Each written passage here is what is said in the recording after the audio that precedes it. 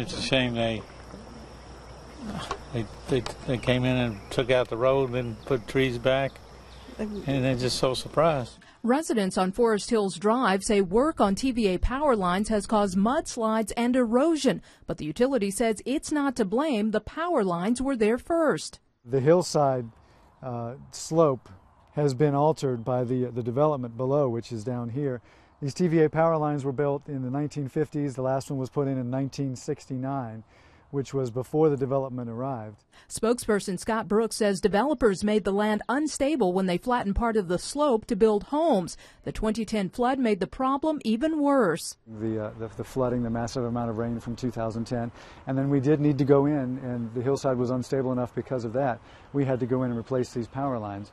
Technically, the TVA right-of-way is 75 feet on either side of the power lines. They say residents can plant trees within that right-of-way to shore up the land, but there are restrictions. And within that right-of-way, we have federal guidelines that say we have to remove any trees that are going to grow over 15 feet in height, because there's a potential that those lines could sag or that they could fall into the power lines.